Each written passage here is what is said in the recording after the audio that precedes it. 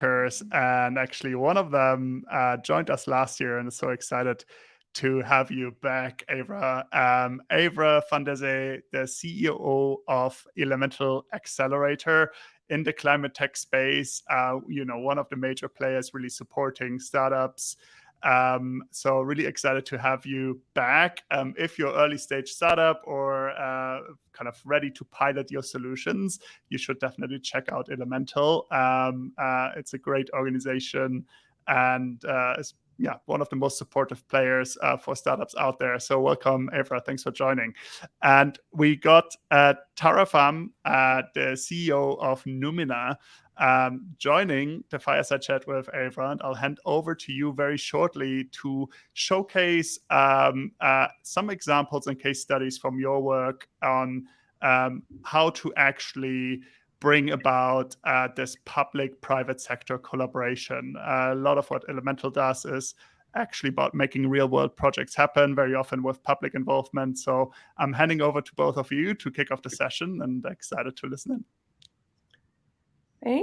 Thanks, and thanks for joining us. It's so great to be back here for the second time at the Climate Tech Founders Summit, and to be joined this time by one of Elemental's cohort companies, Numina, Tara Phum, the CEO of Numina. And we're really excited to talk to you today about ways really tactically to improve public-private partnerships. So that's why we're here. And Tara, I know you've been introduced and Mako introduced Elemental, which is a nonprofit climate tech investor working to scale climate technologies for the benefit really of all communities. And at this point, this morning we announced our recent cohort. So we're at over 150 companies and have over 100 deployments in the world that we've worked with our portfolio companies to implement. So hopefully from that experience, we have some tips that might be useful for the rest of you as you're thinking about scaling your businesses and how you can do so effectively with the public-private partnerships that are so necessary for implementation. So Tara is one of those companies. Thrilled to be with you here today. Tara, could you just introduce Numina and what you do to set the stage for the conversation? Yeah, thanks so much for having me. So excited to speak with you, Avra. So Numina, we make a sensor and data platform that measures how people use public space.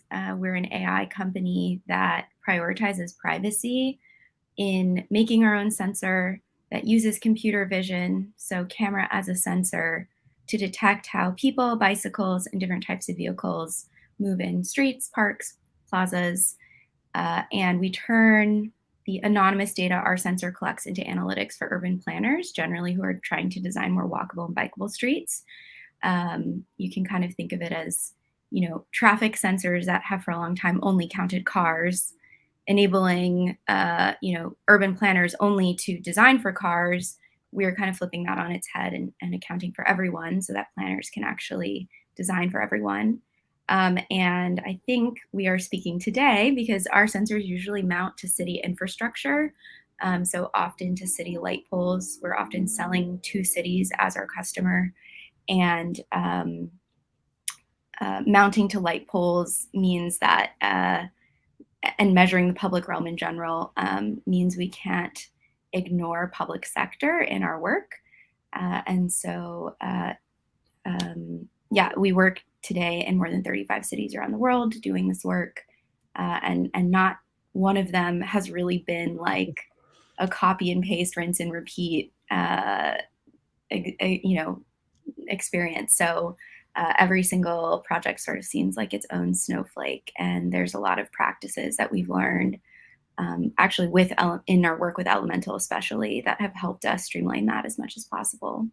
Yeah, no, I love that. I think that's very true, right? With transportation, deploying in the public right of way adds this level of complexity where you have not just a public partner, but often multiple stakeholders in one deployment. So you've got multiple angles and voices. So, and we, at Elemental, we invest across sectors. So transportation is one of the sectors we invest in. We also invest in energy and nature-based solutions, food and ag, circular economy, water. But transportation is where I got my start as an entrepreneur. And I think it inherently has this level of complexity when you're dealing with the public right away. But the lessons are very valuable, I think, across sectors. I think as a starting point, Tara, it would be great to hear what an example of an ideal partnership looks like. So across your 35 cities and your, snowflake after snowflake after snowflake, if you were to design it up front, what does that ideal partnership look like? What works well?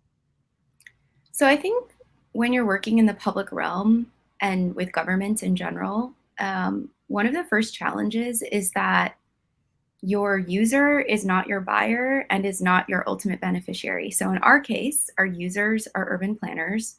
Our buyers are procurement officers, DOT commissioners, not necessarily the people who are like using our software. And then the beneficiaries are citizens, residents, community members who live in the places that are ultimately going to be redesigned in a data-driven way. And that makes the sale and making all these projects happen a little more challenging. So I think the first key is knowing your value prop very specifically, ideally to all of those stakeholders, but especially to the decision makers and the end beneficiaries, aligning with them as closely as possible. And that also, helps you make sure you're working, one, aligned with your own mission, and two, with the group that stands to benefit most as your customer. So I can give an example. One thing that's quite common in a lot of our communities is, let's say, an urban planner or a team of planners in a department of transportation or even a parks department wants to deploy Numina. They might not own the light poles in their city, or might not even just be the team within their own agency that controls that permitting. And then maybe on those light poles, they also don't actually own the power. The electricity running to those light poles is actually a different sort of asset, and it's controlled by, let's say, the utility and as a separate thing. So even just to sort of sell to and work with the urban planners, we need to have whoever owns the light poles, which might be the DOT, it might be Public Works, it might be a totally separate entity like a utility or a third-party nonprofit altogether. We need to get them on board, and then we need to know how to work with the utility, which is actually often more about having the proper cybersecurity reviews and power testing and all of this stuff. So we've actually found that whoever is the biggest gatekeeper in that process probably should be our customer, because if their only role in the partnership is to give permission, that's not a very motivating, it's not an incentive that's going to make them move quickly. But if it's their project, or there are, optical repercussions to them being the thing holding up the project, then they'll move a little faster. But there's a lot of kind of political play to be aware of. And I think, first and foremost, prioritizing the impact for citizens, to whom all of, in our projects, anyone public sector is actually beholden to, is really important. And making sure that you can prove some value prop to as many of the stakeholders as possible, but especially the ones that are going to be your gatekeeper, is really important. That's great. Yeah, I know, at Elemental, we developed something called a Square partnership model as a sort of field guide with practical tips to address the question of where do you start in terms of, or how do you think about, bringing in different stakeholders, from community groups to, government partners. And the model was really built on this idea that innovation succeeds best when it engages the community, a multifaceted sense of what the community is, early and often, right? So it's sort of a tactical guide for how to build collaborative relationships. It's on our website, and we've sort of open sourced it in case it's useful for others. But, in so doing, in trying to build these collaborative relationships, what are some things to do to actually get that to a place? How to start, right? How do you do this hard work? And so some examples are, design up front, what the relationship is, check in frequently with stakeholders, think about the sort of value proposition and the different stakeholders that are coming to the table, and what the context is there. Tara, I know this is something you've used, but I think for this crew here, understanding some sort of tactical, nuts and bolts, pieces of advice and practical insights for how to do this. How do you start? How do you find the right partners? How do you begin? Anything tactical you can share, I think would be great. Yeah, so we love the Square partnership model. I think we had found in a less organized way, we were organically doing that on our own.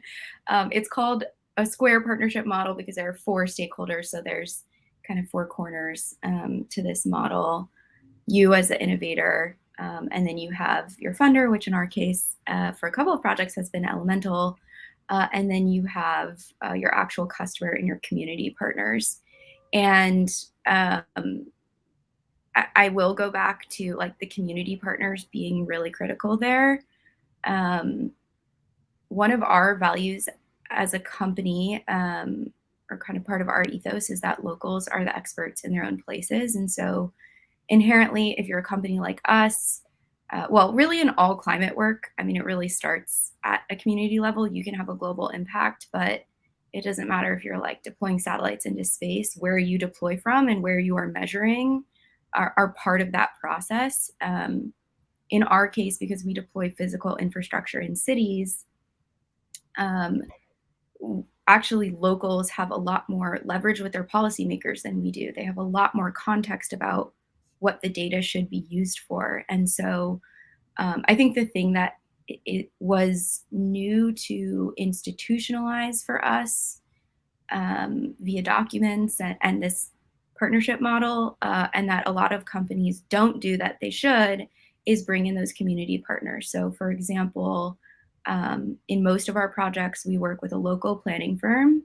We kind of tell our customers, we are a tech company, and yes, we have a very specific social mission, but as a city, you should always be skeptical of tech companies because their products are intentionally designed to be scalable and one size fits all and not localized.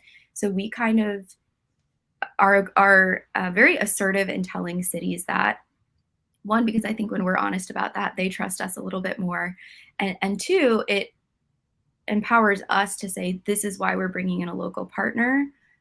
We collect data in this way, but we are actually not urban planners. And to contextualize what you do with this data in a way that's responsible for your community, we have local partners on the ground that do that.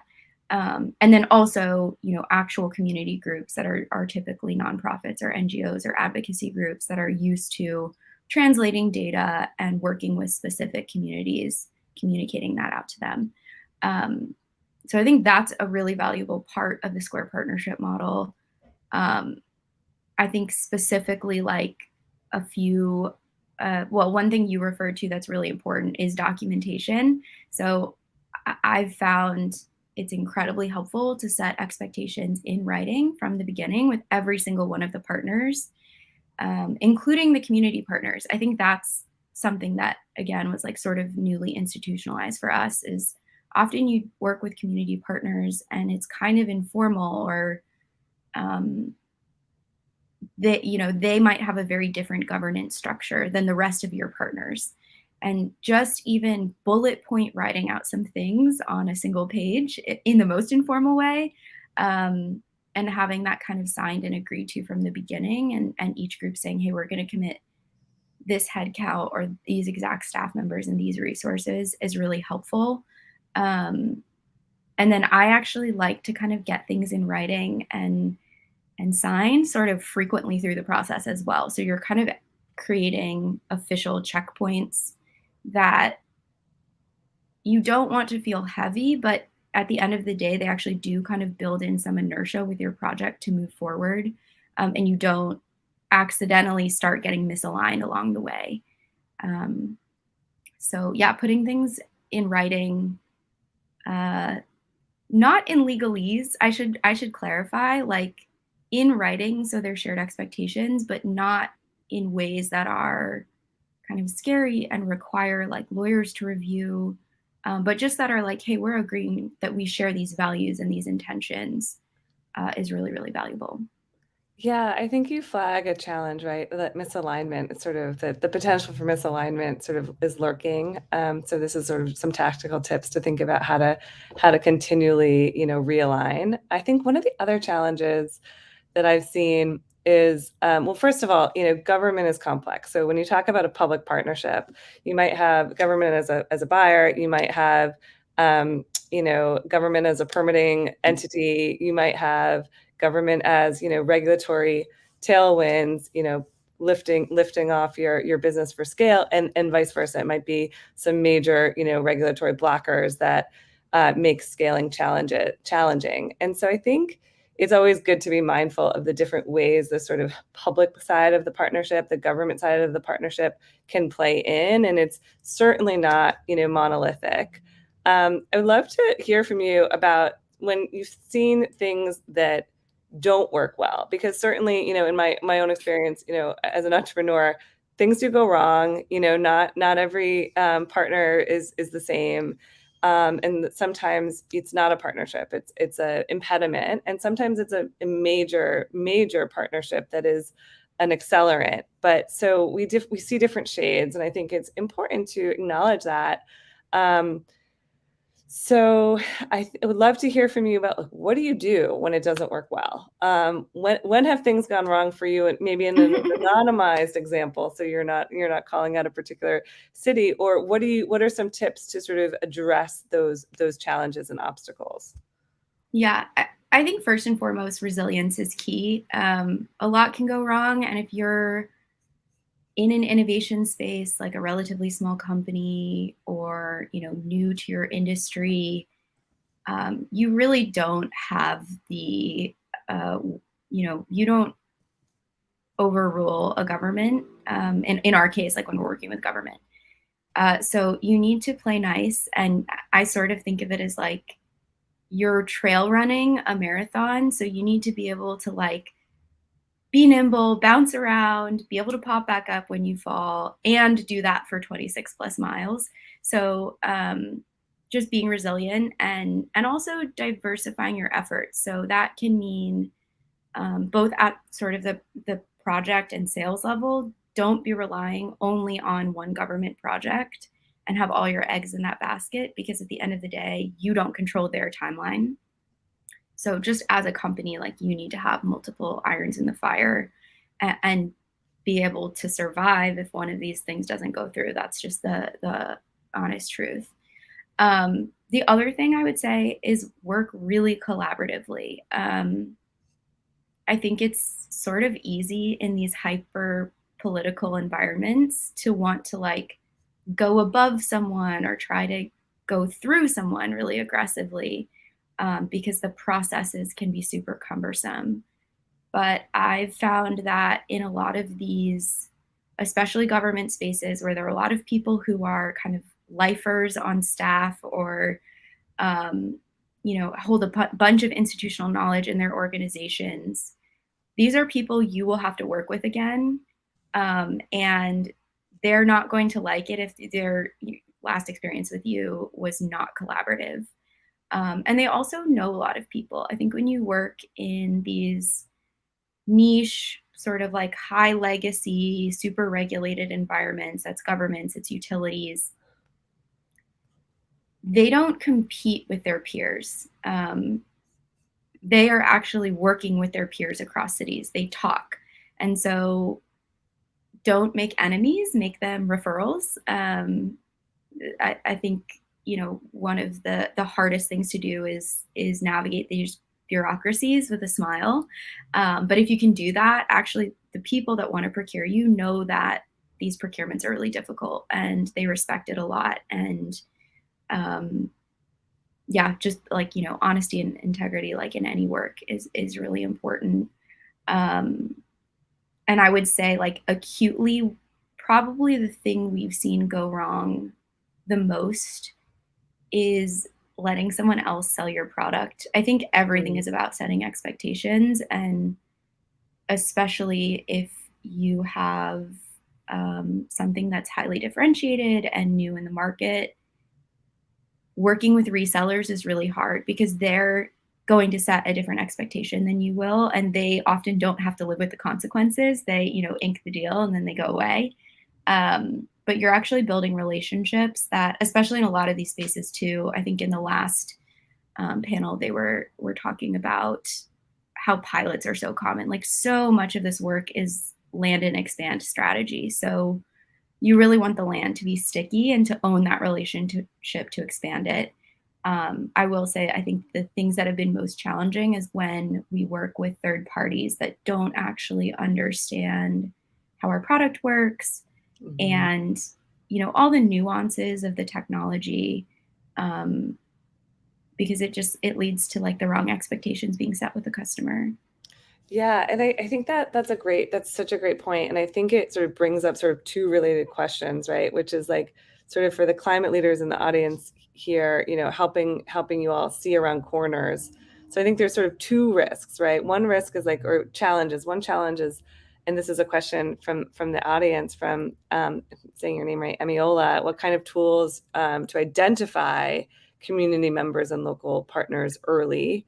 And then a related question, which I think is equally as important, comes back to this point you were just making and the misalignment point you were making earlier. How do you spot misalignment early? Because you can spend a lot of time building a partnership that ultimately doesn't work for various reasons: values misalignment, wrong stakeholder, lack of understanding, frankly, changing circumstances. That's I've seen that happen a lot. So would love some tools from your perspective on both the setting up the right partners and then the, like, being brave or strong enough, or, anticipating failures early so that you can kind of say, let's go our separate way. I know on the first question, in my experience, kind of working scaling Jump, finding the partnerships and the tools that we use there is there were no shortcuts to heaven. We really learned a community. We thought expansively about who was a stakeholder. It was people who loved bike share and people who hated bike share. It was people who, were in struggling with a train that never came in a particular neighborhood. It was the workforce at the warehouse. It was a really expansive sense of the stakeholders. And it was starting there and really learning the different, needs and concerns of multiple different community groups that allowed us to build community partners in one of our deployments that really were meaningful in terms of also then partnering with the city to deploy a service that ended up being a supplement to, transit services. But would love to hear from you if you have any suggestions there. Yeah, I think Jump's story and product was so awesome. And I think part of what you're describing is this actually kind of like, traditional tech mantra, which is build things that don't scale, like experience the pain of your users, which in a lot of climate spaces and infrastructure projects is not just the citizen. Like, Jump obviously was a consumer brand and had consumer end users. But I think in our space, sometimes that's actually also the government employee. It's the urban planner. It's the person trying to procure you. So having empathy there is really key. But back to your larger question, first and foremost, aligning on values is really important. Like, Simon Sinek, start with the why. Like, if you are aligned on what is our real end goal, what are the things that when all the other stuff hits the fan or a bunch of other people start getting involved, what are the things that we absolutely won't compromise? What are the things that we're forcing other partners to agree to? Is really important, because I think, yeah, as new obstacles and factors get introduced, you can kind of ruthlessly point back to that. What was our end goal? Was our end goal to increase access for everyone? Was our end goal to increase access for people who are most underserved? And especially for us as a data company, where like, data can be used to tell any story. You can say, hey, I want to match unmet demand that's already there, or, based on what we measured, or you can say, I actually believe in a build it, they will come model. So like things like that, you want to suss out from the very beginning, and again, get them in writing if you can. Set those expectations. It's actually not if you can, you really have to do that. And then I would say one of the reasons, like additional reasons, getting things in writing and doing those checkpoints often is you can catch misalignments and correct them. It also is about retaining like almost like the institutional knowledge and culture of your project, because these are often multi-year long-term projects. And we've actually seen over the pandemic a ton of turnover in our partner organizations, like in local governments. Not as a founder, but just like as a citizen, it's like kind of scary how understaffed local governments are right now. And having these things in writing, again, helps because they are losing their institutional knowledge. And it actually creates an advantage for you when now you're sort of the holder of that. And you sort of become the expert that they ask, like, oh, what was going on when this decision was made 2 months ago or 2 years ago? And you have it documented. So yeah, I would say like get things in writing, get them in writing often if you can, documentation. And then, yeah, all of that, every single one of your documents should sort of be pointing to the value.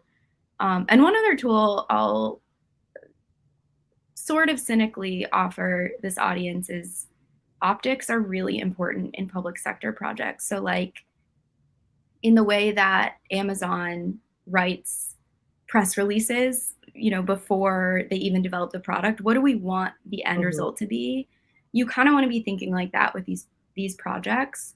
Getting stuff done often has a lot to do with making sure your stakeholders look really good at the end, because that's what politicians care about. They want to take credit for the wins. That's what scales. Yeah. Say, okay, look at this example over here that worked. We're going to do this over here. Exactly. I think we're probably almost at time and have just a few seconds left, but I like to end on an optimistic note. For the last brief question here, what is giving you hope right now when you look at the climate sector, when you look at what's happening in the space, knowing that you've been at this for a little while? What is giving you hope? What is giving me hope is how many people want to work on this. And I'm actually not a person that's like a tech solutionist generally, but I am excited about how much innovation is going into climate. Like, I think it's really easy to feel like we're sort of already past the point of no return. And I actually think technology is what will defy that. Like, we have an opportunity to do really transformative things if people stop investing in Mars and start investing in Earth. And I think a lot of people want to do that right now. So I'm happy to see that happening and to see like the diversity of people that are getting to do that. I think it's a real shift from the traditional tech industry, to be honest, is like way more people are being included in this movement and this industry. And I think there's a long way to go still. But the fact that like we can start at the community level and build up is sort of refreshing compared to a little bit more of the top down stories of success that we've sort of seen in traditional tech. So yeah, I'm actually really optimistic about all the things that probably this audience is doing. Yeah, and this audience, right? Like all the people who are bucking the trends and innovating. So I think with that, thank you so much for joining. I'll hand it back over. to our host. Thank you so much, Avra. Thank you, Tara. Really love the ending of the session of hope as well. So really appreciate you taking the time today, and see you next year latest. Sounds good. Perfect. I'll just share quickly what's coming up next. Right now, we're heading into the networking area, which you will find just on the left of your screen. And that gives you an opportunity to connect to other attendees of the summit. And you can hop in there, go into the networking area, and actually connect to a bunch of new people. You will be matched randomly. So this is how we create serendipity here at the summit. So make sure you join that.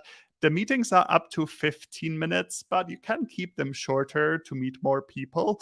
And we highly recommend that you swap contact details. There is actually a feature in Hopin that you will see on your screen that allows you to swap your profiles and contact details so you can get in touch. We will be back at the top of the hour with a session run by myself, so you'll see me again, which is all about helping you understand how you can actually launch a climate startup. I know quite a lot of you have indicated when you signed up that you are keen to do something, you're keen to launch a climate venture. Obviously, lots of you already do this, but for those that are not quite there yet, maybe have an idea, but want to figure out, okay, how do I go about this? I don't have huge investments or personal funds, and how do I